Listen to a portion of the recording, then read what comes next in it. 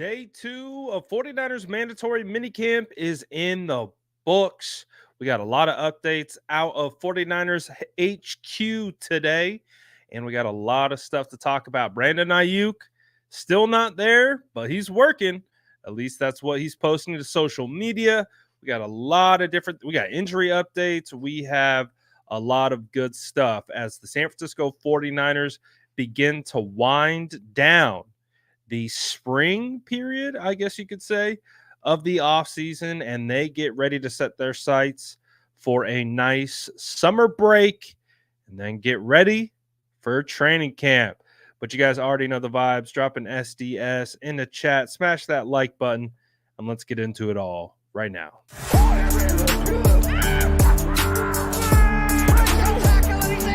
Smash that like button if you haven't already. Love to see it.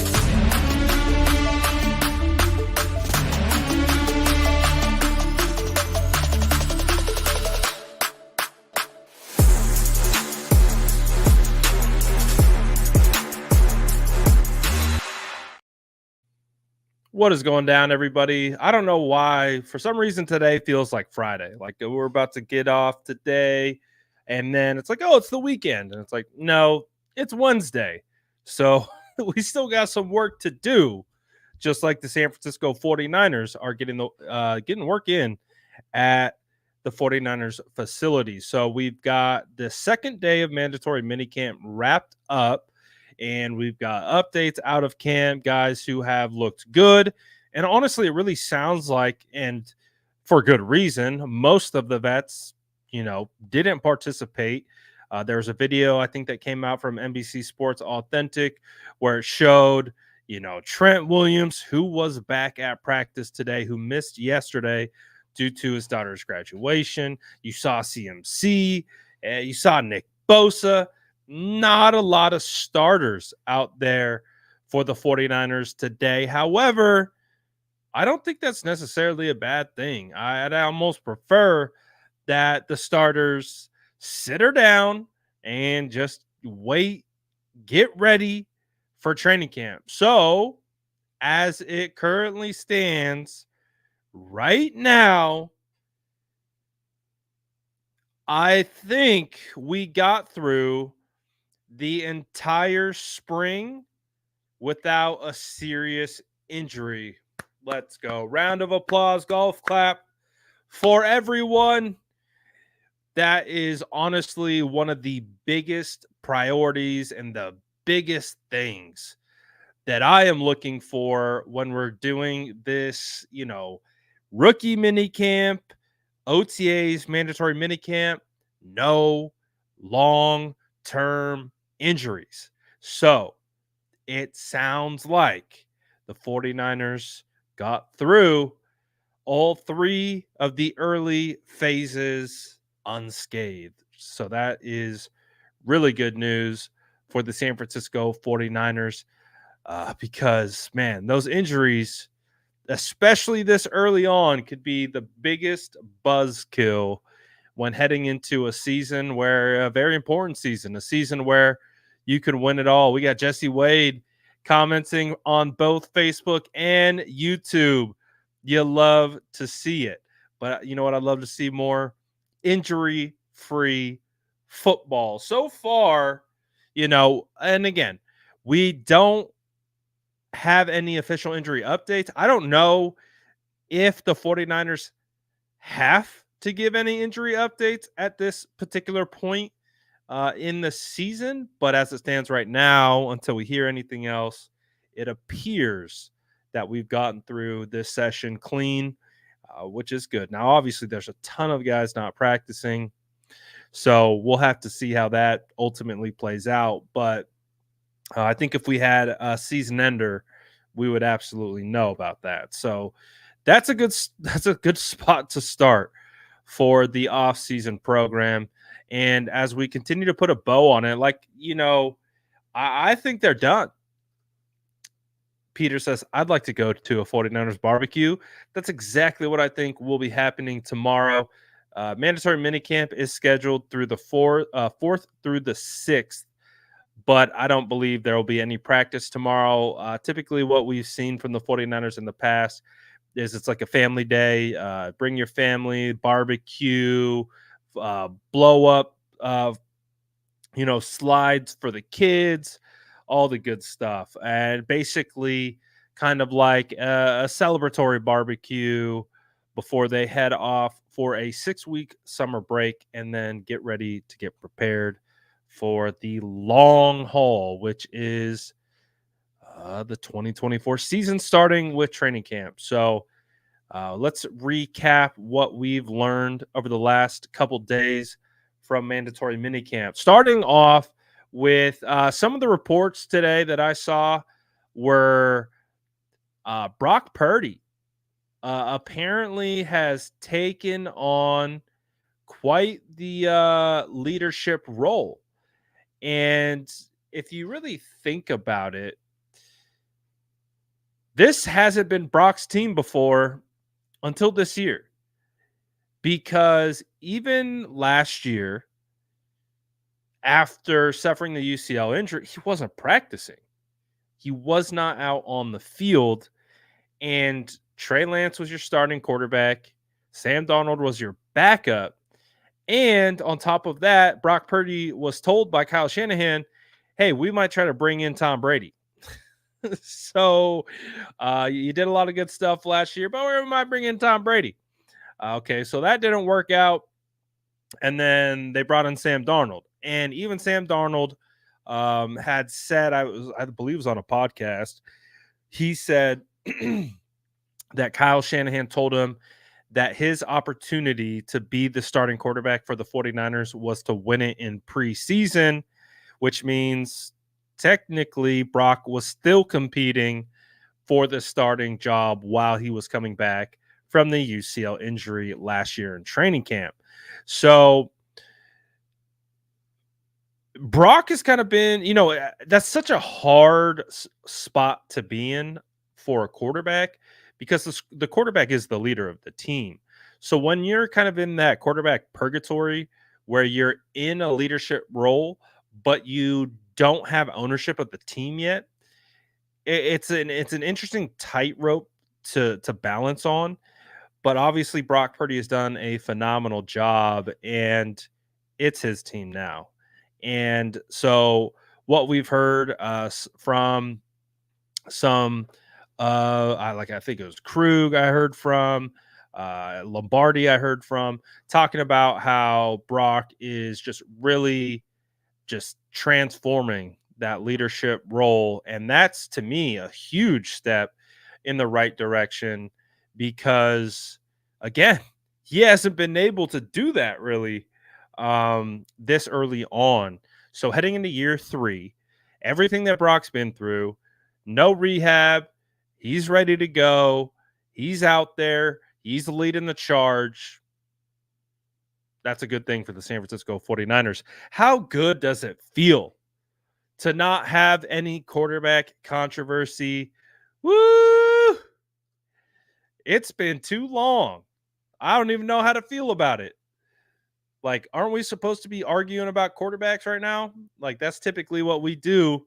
So it feels a little bit odd that we're not arguing about who should be the starting quarterback.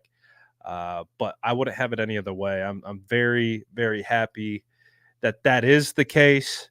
Very happy that we are trending towards landing our franchise quarterback again. We got to get through another season, and then we'll have this whole contract situation fun again with a potential quarterback who's going to get paid very handsomely. So we'll we'll see what next year holds. But as it stands right now, feels phenomenal. Feels great. Feels great, baby. Shout out Jimmy Garoppolo. No quarterback controversy, my favorite part of this offseason. Charlene, you and I have been waiting a long time for this, and we finally got it. And one of the things with the quarterbacks that we're hearing too is, contrary to early reports, Ricky Pearsall is sounding like a baller. Sounding like he's really being able to create separation. with his routes, his suddenness. Again, you take. I talked about this, I think, on a video, yes, or actually today. Is if you just go and watch the LSU game, just go flip on the LSU game. That was the one where we did the film breakdown live. That tells you everything you need to know about the skill set that he has. Now, obviously, being a great player is about being consistently. So you want to be able to see that over multiple games. But if you want to see a snapshot of how good Ricky Pearsall can be in the NFL, so you just go to that LSU game.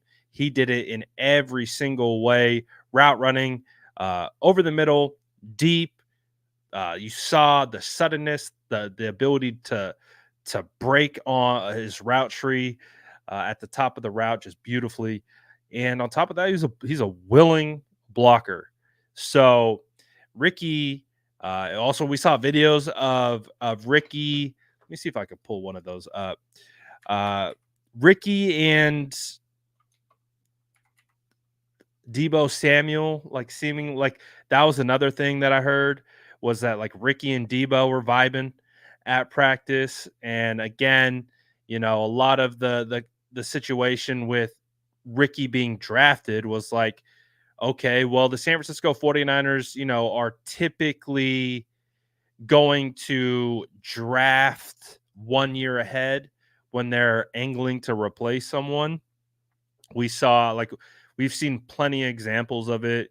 The 49ers drafted Aaron Banks the year before they were getting ready to move off of um, Lincoln Tomlinson. So there's like this theory, like this thought, like, oh, well, is Ricky coming in to eventually take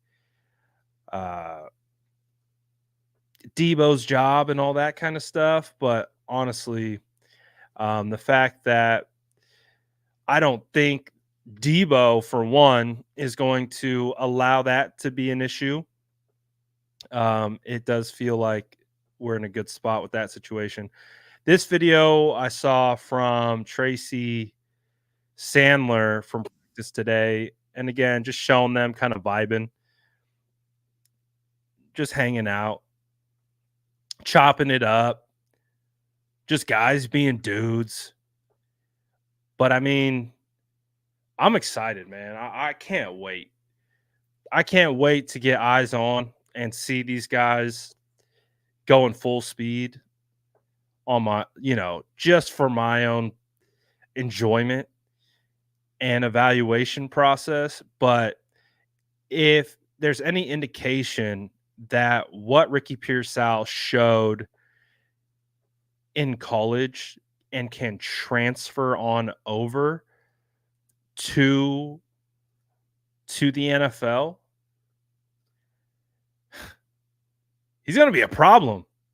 He's going to be a problem. Already hearing that Brock and Pearsall are on point together. And that's the thing, is when you look at the traits that Ricky Pearsall has.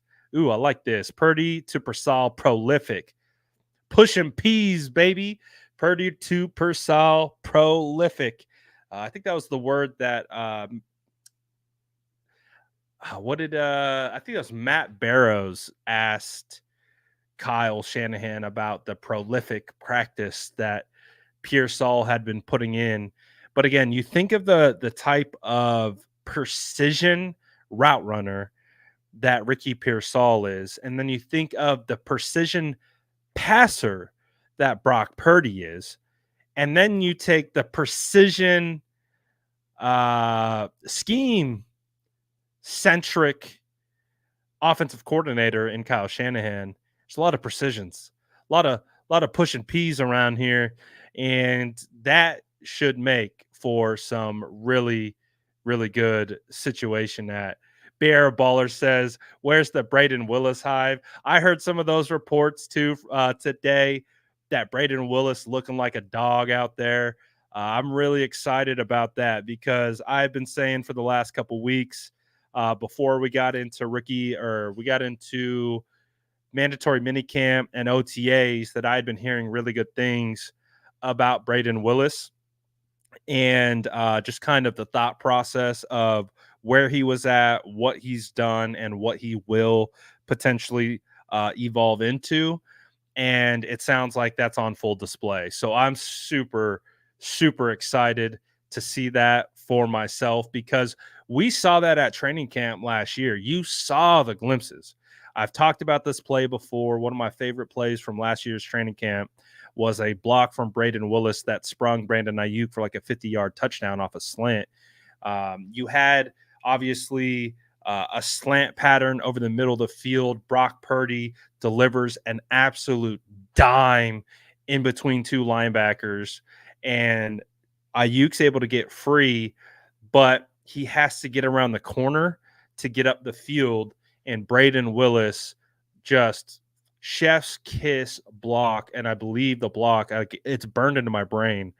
It was on Jair Brown on the safety about 20 yards downfield, and that's what sprung Aiyuk around the corner up the sideline for like 50-yard touchdown. And I was like, because that's what I want to see from Braden. I think Braden, from an athletic traits standpoint, has all the physical tools that you want from a move tight end. It's can he hold up in the blocking game? Like that's what I'm looking for. And if he can continue to evolve, Braden Willis could absolutely be a guy for sure. But I'm hearing good things. I'm hearing good things all over the place, man. What else did we hear? We heard that I don't think we heard anything about Jacob Cowing today, but we have heard about Jacob Cowing throughout the process. He sounds like he's being pretty solid as well. Brock Purdy had a no-look sidearm pass to Jordan Mason today. Dude, I'm so hyped. I'm so hyped for training camp, man. I can't wait. I can't wait to watch these guys balling, man. Jordan Mason, I believe is I think I heard, I don't remember exactly, but I do think I heard, I can't remember. I literally try to go through and watch everyone today. I named the guys that I watched and just tried to kind of get their feel for what they saw today. And it sounded like I think Jordan Mason might have taken a majority of the first string reps today at running back over Elijah Mitchell. Because if that is the case that Jordan Mason has officially jumped Elijah Mitchell in the depth chart, that's where you start talking about potential trade target. Like you start talking about potential, because he has a resume. If you're going to talk about resume, Elijah Mitchell has proven to be a quality runner in this league. I mean, just as recently, he had a touchdown in the NFC Championship game. So if you're talking value, Elijah Mitchell, from, I would say, a league perspective, has more value than Jordan Mason. I'm not saying that from an internal standpoint, from an external optics standpoint, based on Elijah Mitchell having 1,000-yard season rushing as a rookie. And, his biggest issue is just being available, and also being stuck behind Christian McCaffrey. But if guys like Cody Schrader, see, this is the thing. If Cody Schrader proves that he's deserving of a roster spot, then Mitchell might be the odd man out. So fascinating. The storylines are storylining heading into training camp, and I'm super excited about that. Cody Schrader's been a guy that I've talked about. I really liked him on tape coming out of Mizzou. I talked about it. He totally reminded me of Alfred Morris, and you might be like, "Well, Alfred Morris was a dog," when he had his time in the sun, Alfred Morris was a baller, man. And he balled with Kyle Shanahan, very similar style runner. And when I think of Alfred Morris, I think of his suddenness, I think of his vision. I think of his ability to just kind of float and then cut. It's hard to describe. It's like this, like they kind of float through the offensive line, and the second they see the crease, they're 1 foot north south punching through it, and that's the kind of runner that Cody Schrader is. And I heard good things about Cody Schrader today, so that makes me feel good. And again, a big theme of OTAs and mandatory minicamp is the young guns because a lot of the starters are out. So it sounds like that's the biggest thing. I think we've talked about it with this 49ers roster for a while now. It's been a point of emphasis, I think, for the last couple years, is needing younger players to step up and play big roles, right? Because yes, we talk about all the time. Oh, the 49ers are the Avengers. They have all these first team all pros all over the field. That's fantastic. But you hear him talk about it all the time, and the 49ers specifically. You're only as strong as your weakest link. And so in that instance, you need your young guys who are playing integral depth roles to step up, and especially in a year like this. So I think in the spots in which they have veterans, they're in a really good spot. Returning every single starter on the offense is a good start, and then supplementing more talent, injecting more talent with guys like Pearsall, Cowing, the potential of guys like Garendo, Schrader, that could be big. And Braden Willis taking a step forward could be really big. So it's gonna be really fun to watch when we get to see the pads popping. I heard some good things about Daryl Luter Jr.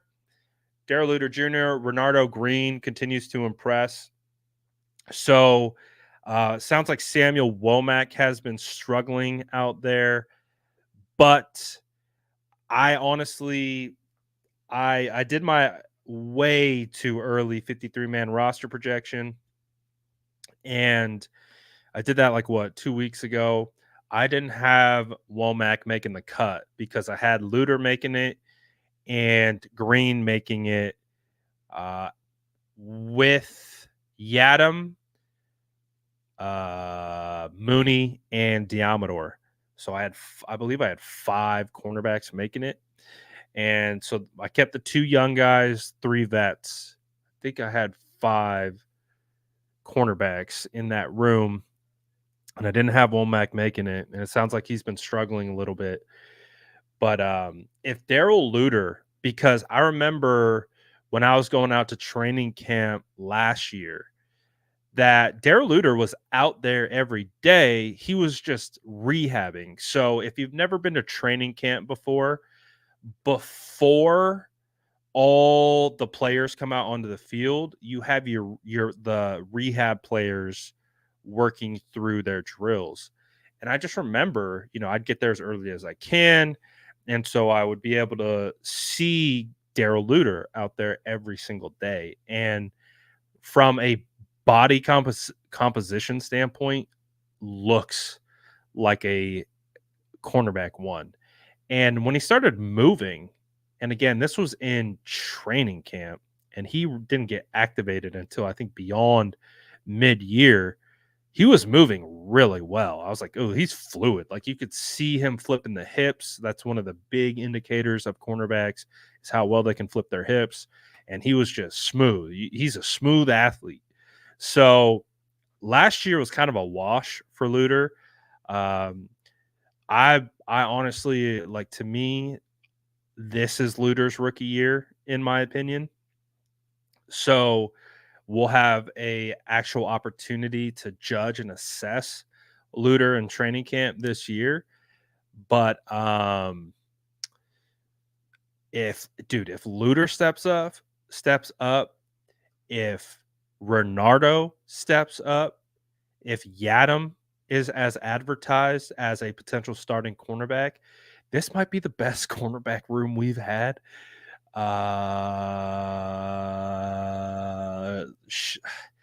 See, I loved our cornerback room with Sherman, but it was like Sherman and randos. Like Akella Witherspoon started out well in 2019 and then faded. Emmanuel Mosley was an undrafted free agent rookie. We did have K'Wan Williams. I would say probably see, it's tough. We'd never had, I would say 2019 was pretty good. Sherman, K'Wan, and Emmanuel Mosley was a good one. I thought Barrett, K'Wan, Mosley was a good room as well.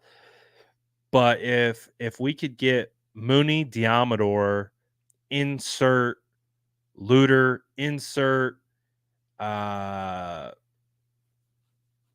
Green, even Yadam, yeah, it might be the best room we've had.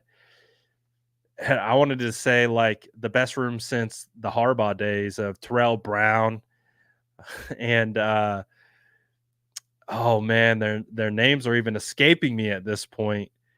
They're like on the tip of my tongue. You had the 3 cornerbacks. Oh, I know you guys are going to be able to help me out with this. Terrell Brown was one of them. With the Pro Bowler on the opposite side that I'm just absolutely blanking on his name. And also the other cornerback that we had, I'm blanking on all their names. I know their names. The second, Chris Culliver and Carlos Rogers. Thank you. That was starting to get infuriating for me there for a second.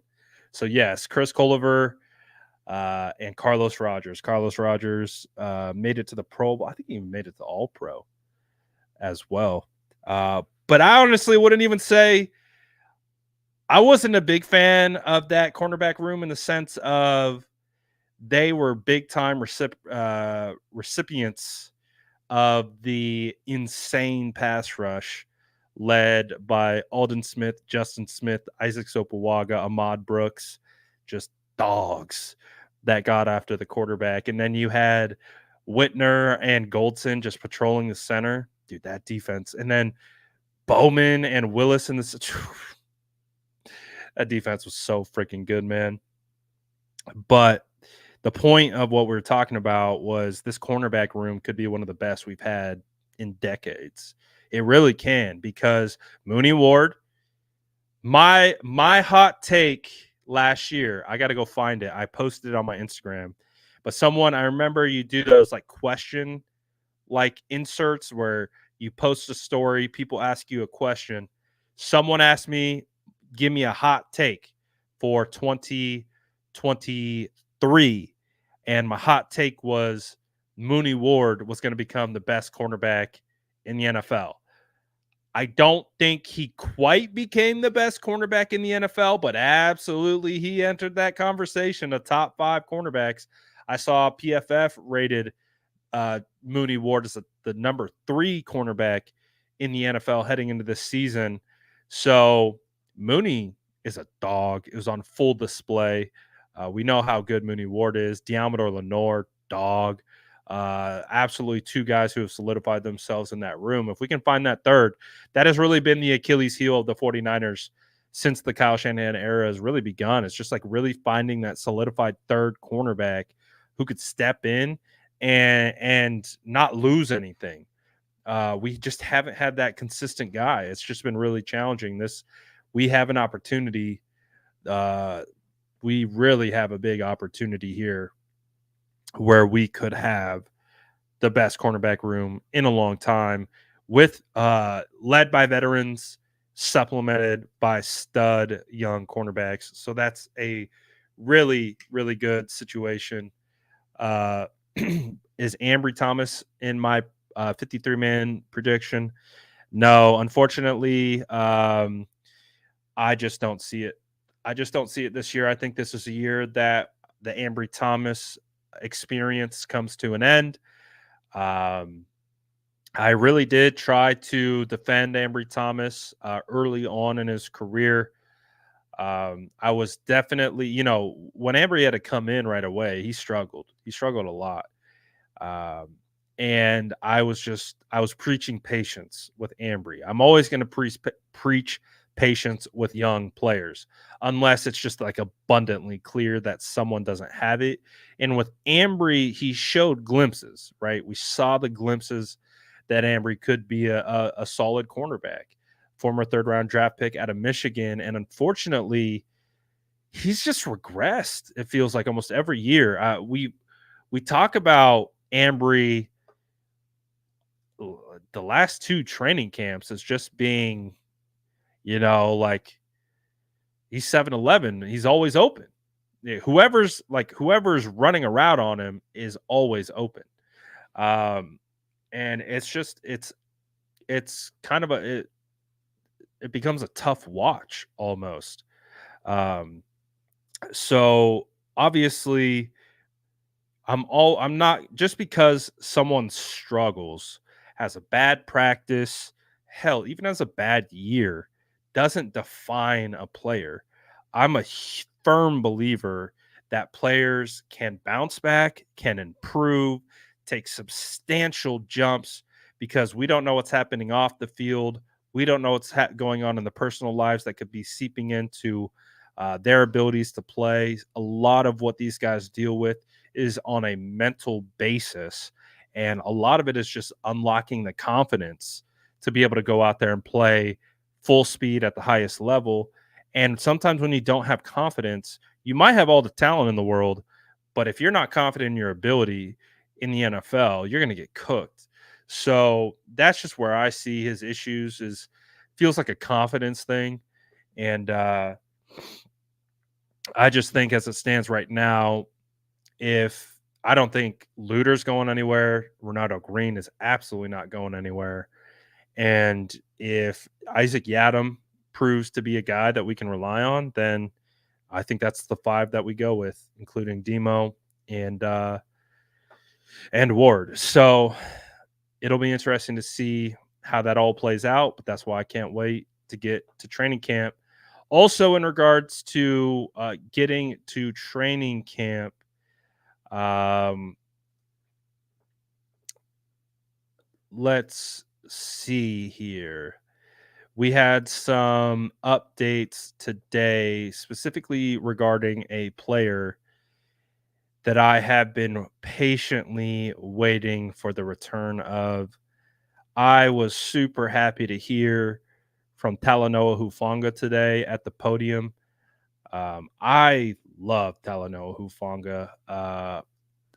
Man, I got to talk to him for a solid 6-7 minutes at the Super Bowl this previous year.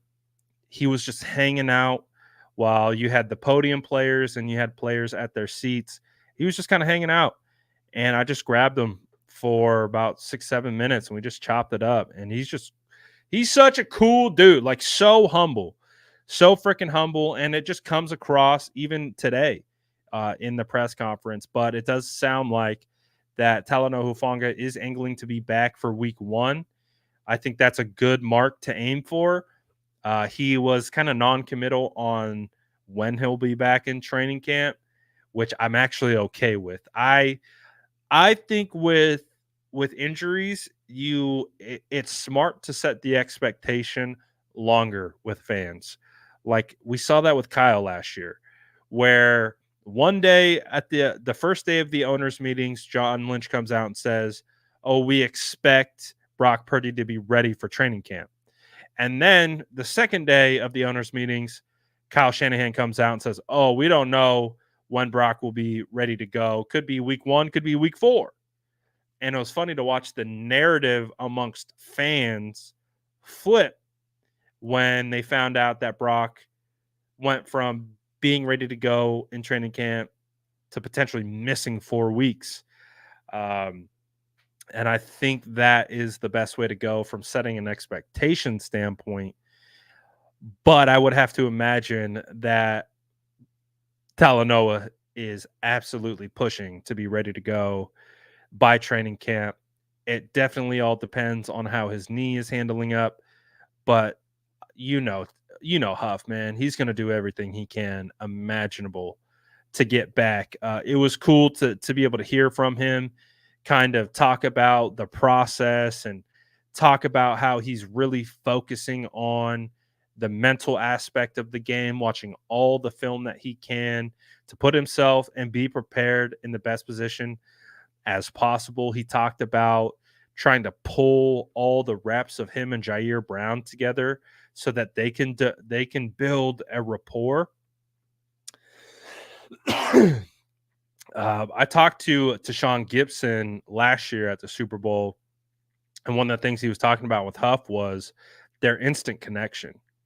It was one of the reasons why they were able to play so well together, is because they just had this immediate understanding of how each other played off one another. And Gibson was talking about how Huff's ability and his ability as from a mental aspect made his job easier. And you get these two guys on the field in lockstep with one another because they didn't play a whole lot last year. Because obviously, the first time we saw Jair really was when Huff went down.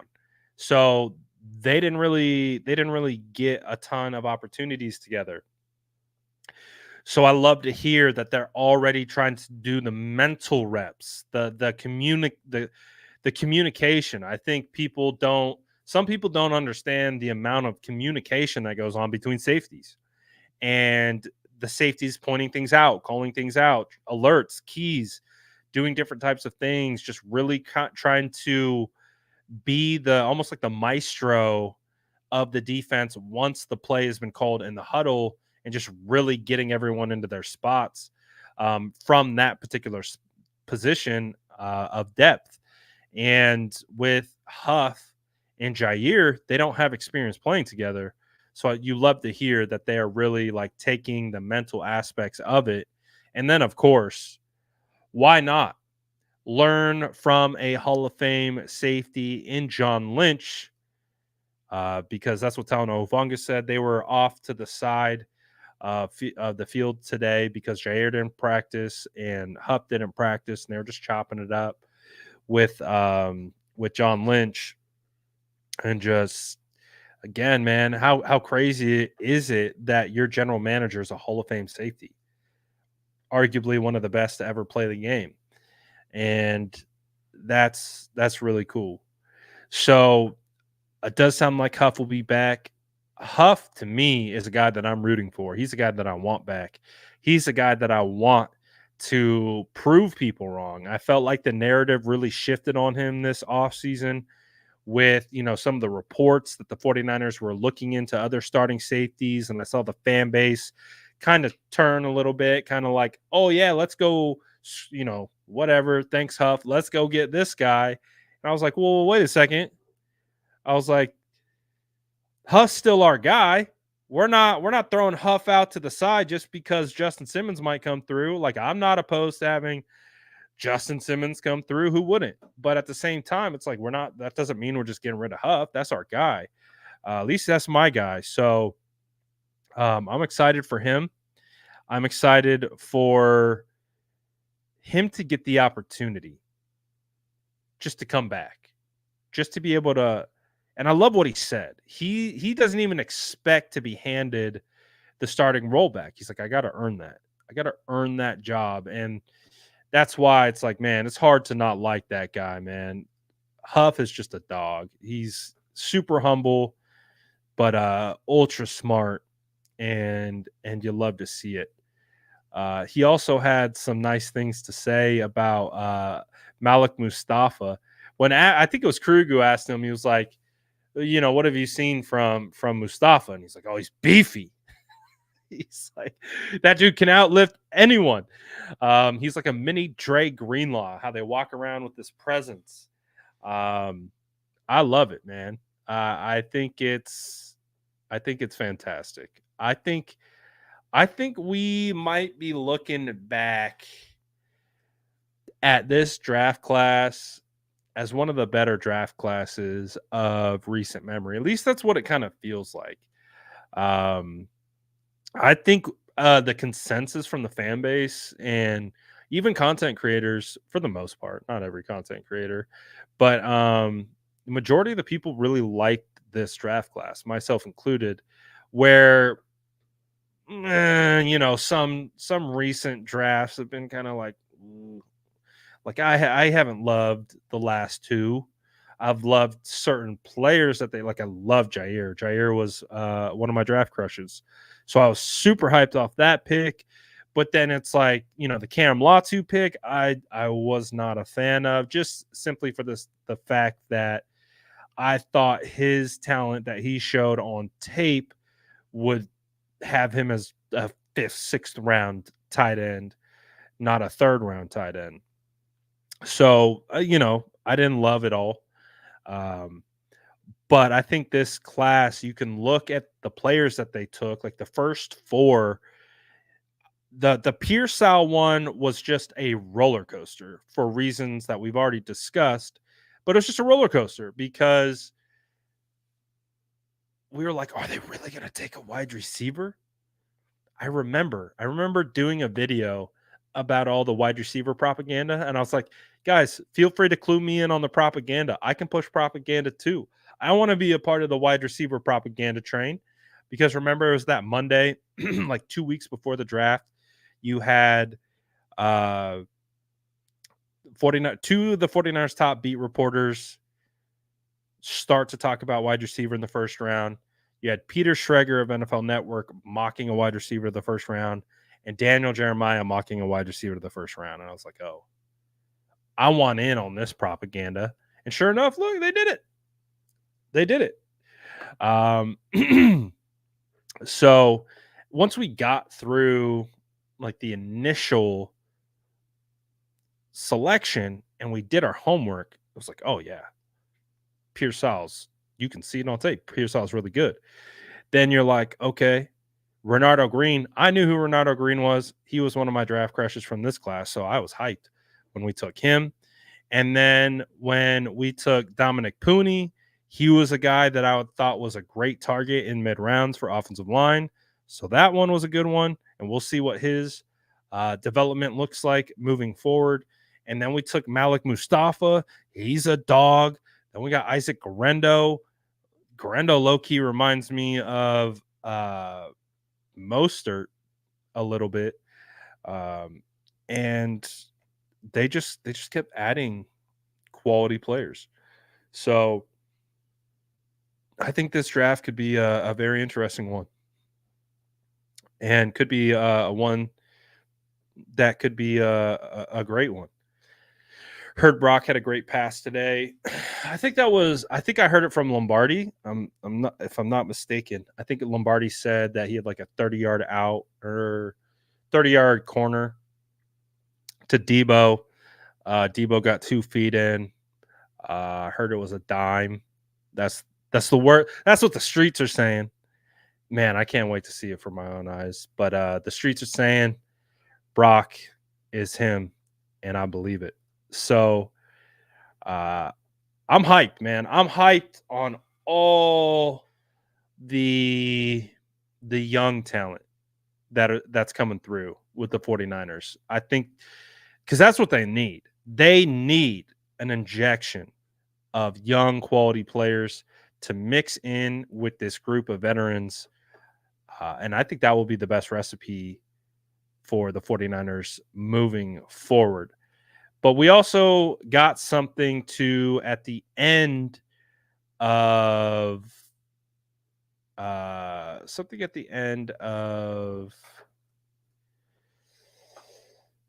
practice today, and it was Brandon Aiyuk posting OTA day 5, and he's on a baseball field running routes, working on that 9 route. And I thought the timing was was good. I was like, oh, this is a good timing for this. Right after, I think it was like either right as practice was ending or right after practice, we saw this video come through. And at least Brandon Ayuk's working. And that's one thing that honestly I never questioned about BA is BA is going to be doing what he needs to do off the field. He isn't slacking off. But the hope is is that we can just get that situation taken care of. How nice would it be to have just a peaceful 6-week break before training camp picks up, where we don't have to talk about any of this stuff. We put a bow on everything, and we just take a break and we just vibe for 6 weeks and get ready for training camp. Obviously, one can dream, but we'll have to see.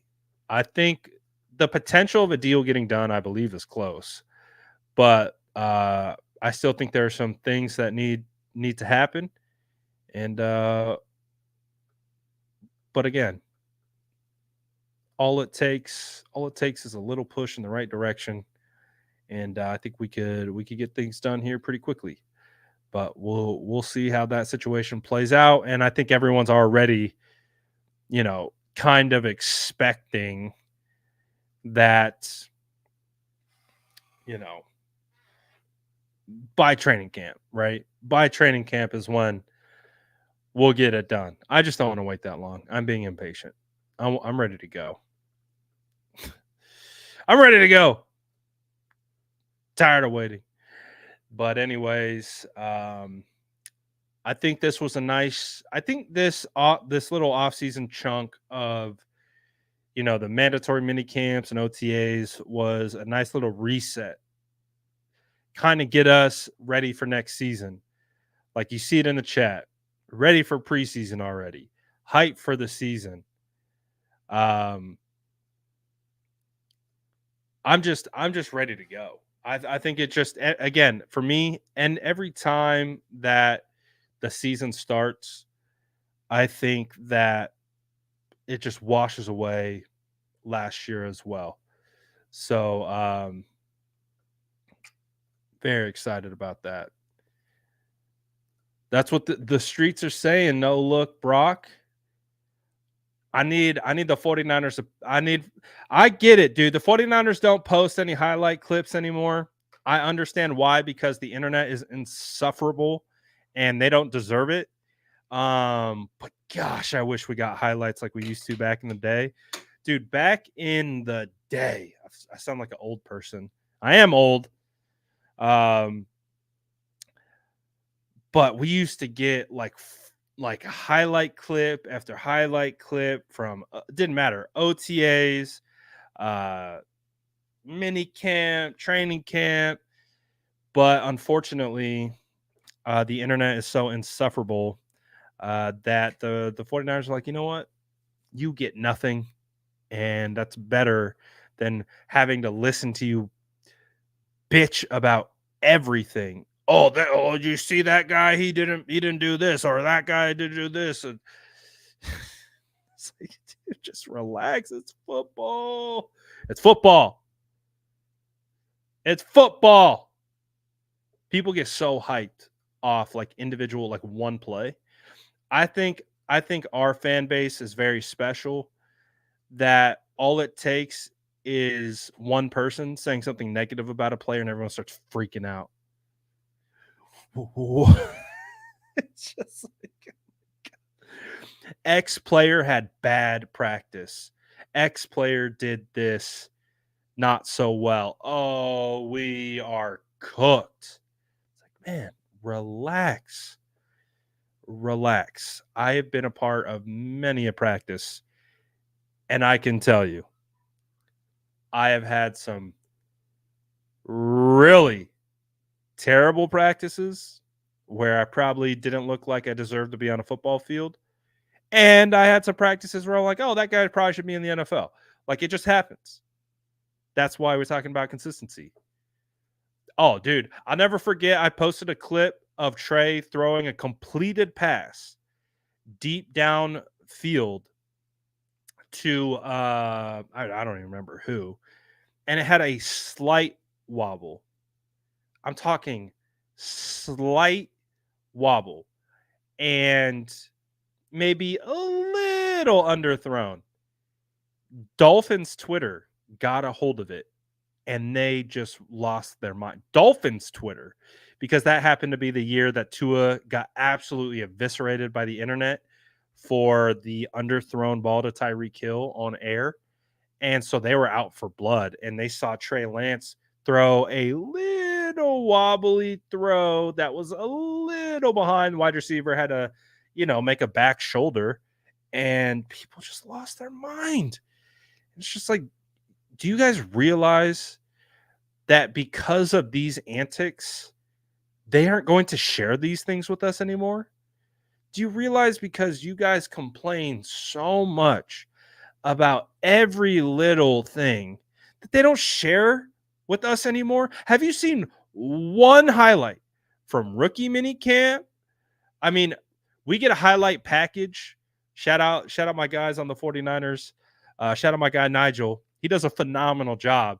They say tight. They say make this edit tight, meaning every shot is super zoomed in. Every cut is like a second and a half, second and a half, second and a half, second and a half. Like before, we used to get the full play develop, be able to see it. Like, I miss those days. I miss those days of just getting the full feeling. Like we got a rookie. I never forget. One of my favorite highlights from training camp that the 49ers posted was a rookie Dre Greenlaw laying out Kyle Juszczyk. Would we ever see that posted again? I doubt it, because the second you post that, a rookie decleating Kyle Juszczyk in training camp, the whole fan base would be like, "Oh, Kyle Juszczyk is cooked. He's the most overpaid fullback in the NFL." You'd be getting videos from content creators. This is why the 49ers made the biggest mistake paying Kyle Juszczyk. Like, again, man, like, what is it with this overreactive society? Football's football. Man, sometimes you get the bear and sometimes the bear gets you. That's the beauty of football. But people can't handle it. I remember last year, the Seattle Seahawks posted a clip of JSN absolutely cooking Witherspoon. Right? They took two players in the first round, and it was like rookie minicamp. JSN just cooked Witherspoon on a really nice route, good speed, touchdown. The whole NFL community was like, Witherspoon is a bust. I'm just like, and then the Seattle Seahawks had to delete the clip. And I'm like, this is why we can't have nice things. We got a bunch of casuals who don't understand football shouting about football, and they take the joy away from the rest of us who just want to watch, just want to see, just give us a glimpse. But I remember those days, man. The days when we got the full on highlight clips. I miss it. I do. Those were the good days. Good days for sure. I saw something else. Oh, how does Isaac Rendo remind me of Mostert? So when running outside zone, you got to be able to challenge horizontally. So think back to, like, obviously Raheem Mostert, but also like Le'Veon Bell. Remember when Le'Veon Bell was at the top of his game with the Pittsburgh Steelers?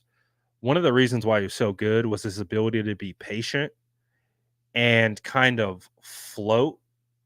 And then once the hole opened up, one cut, go.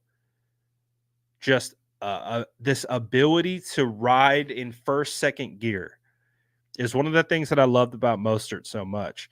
Is he had this ability to ride in like second gear, going horizontally, which spreads out the defense and the offense, because in a zone concept, offensive linemen and blockers are on tracks. You're not blocking a man, you're blocking a track. So anyone who comes into your area, you block them. If they don't, you keep it moving.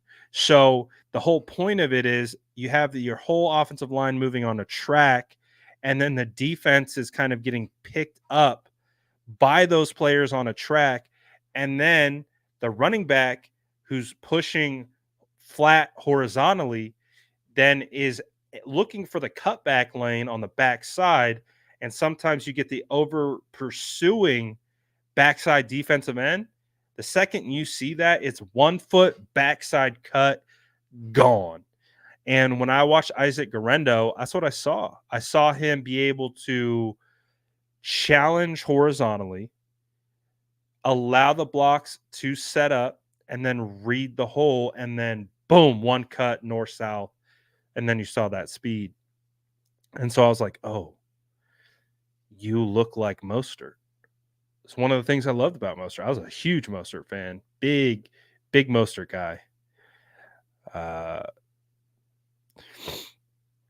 Social media is terrible sometimes. Honestly, I would say these days social media is terrible 90% of the time, and I'm someone who has a passion for social media. I've built my whole platform off social media. Social media has really turned into an ugly place, and it's for a lot of different reasons. It's the platforms, the people who are running the platforms, what they allow on the platforms. And then just a bunch of doofuses saying whatever they want, like they're an authority figure. It's just crazy, man. What happened to the game I loved is really what I feel like about social media right now. Oh, what happened to the game I loved? It's not there anymore. Social media is capped. Every platform is now trying to charge you for reach and engagement. Man, I've been talking about too, and I'm on a tangent right now, but I've been talking about for probably 4 years, like, wait, when is someone going to create the next Instagram? Because Instagram's a dump when it comes to the back end processes and how it's operated. It's a terrible app.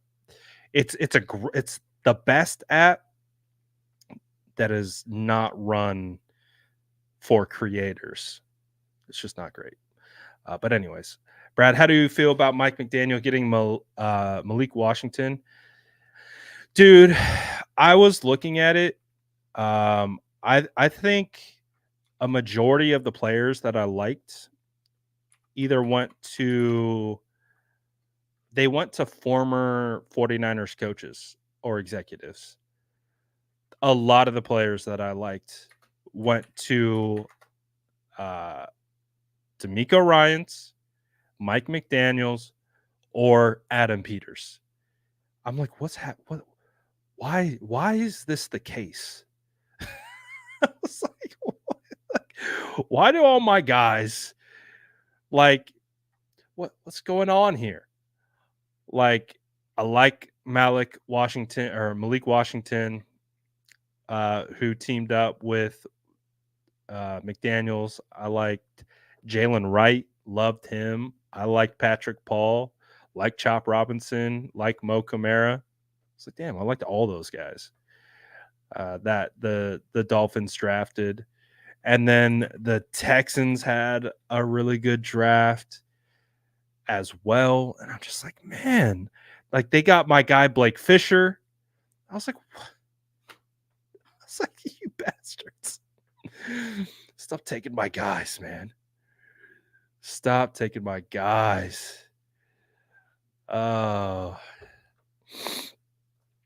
Travis King is saying, rumor has it BA wants 30 plus mil per year. Well, that was actually reported a couple weeks ago. I know the answer to that question. I'll just say, I'm just going to say that's not what he wants. That's the way I'll handle that. That's not what he wants. But that was also something that was reported I feel like a month ago, that he was aiming for 30 mil per year. But I don't believe that to be true. So we'll see. We'll see what happens with that situation again. I don't even want to say anything. We just gotta wait. That's it. Just gotta wait. So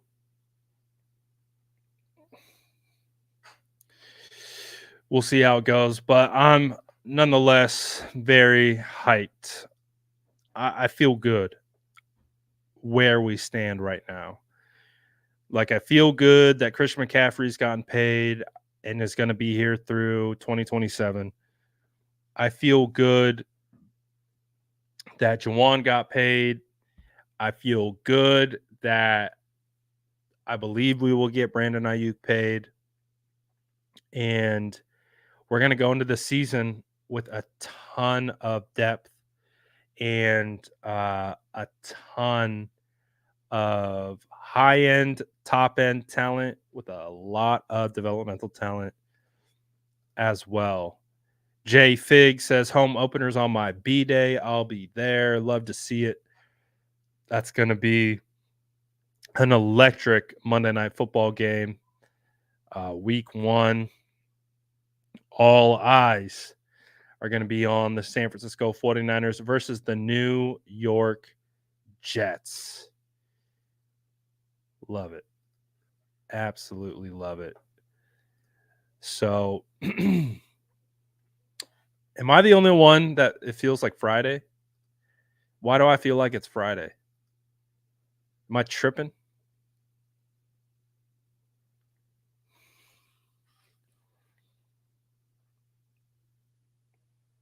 I feel like we should get ready for the weekend, but that's not the case. Maybe it's because today's like the last day of like media availability, but I don't know. Feels like Friday. I don't know. Okay, good. I'm glad I'm not the only one. But it's not Friday, so make sure you guys go to work tomorrow. Okay, good.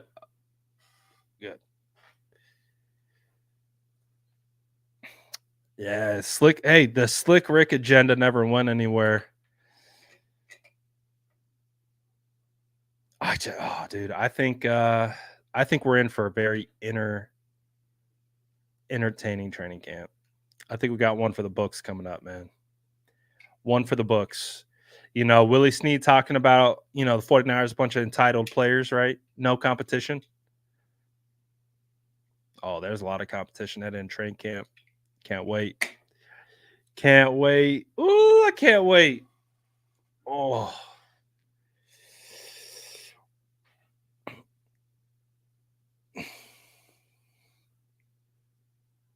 I'm clearly on my live right now.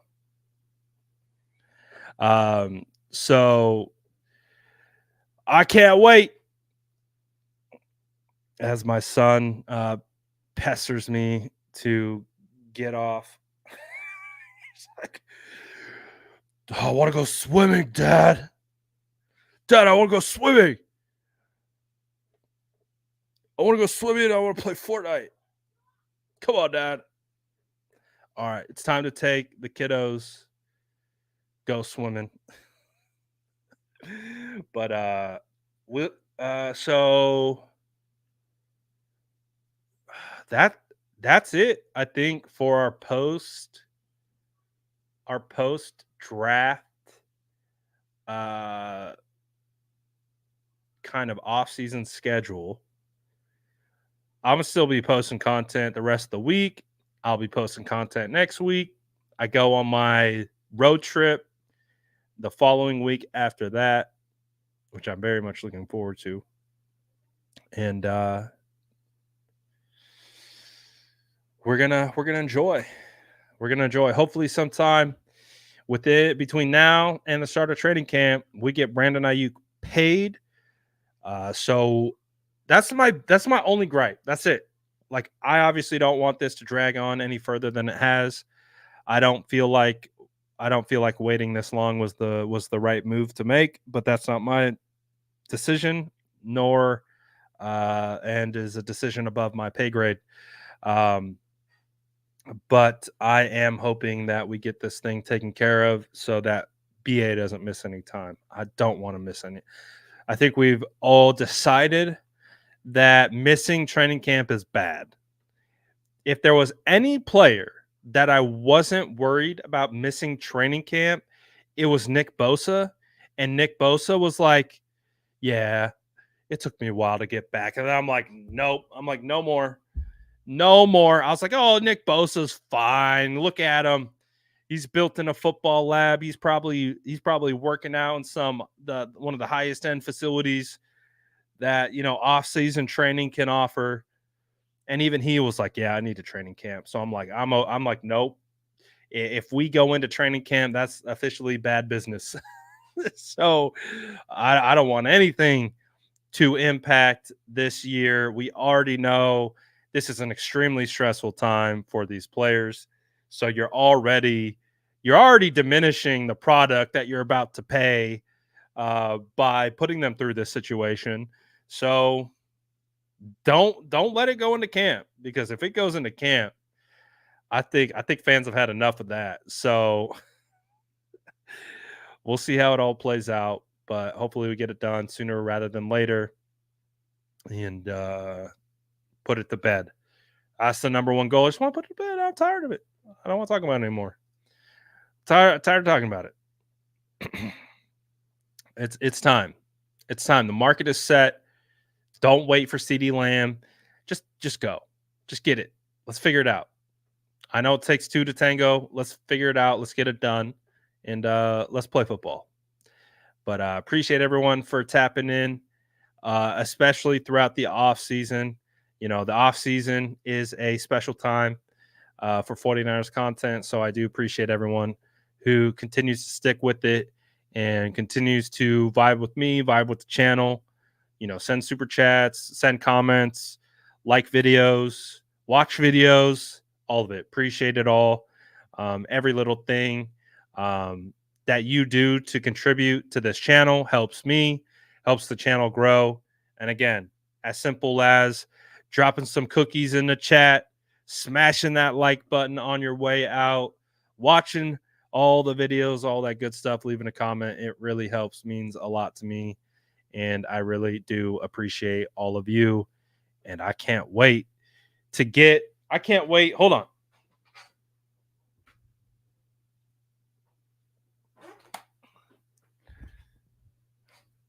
I can't wait for this time. Oh, yeah. The throwback notebook. I'm going to need a new notebook this year because I got too many notes. But can't wait. The 1v1 team drills. Oh, that's Brunskill. Brunskill beat Aziz to the second level. Look at that. Shout out Brunskill. I can't wait. Best part. So we'll have eyes on in training camp. And we'll be able to get it all done. Shout out to everyone. Drop your cookies in the chat. Shout out to everyone vibing. And we'll probably be live tomorrow. Appreciate you all. I'm out for now. Peace.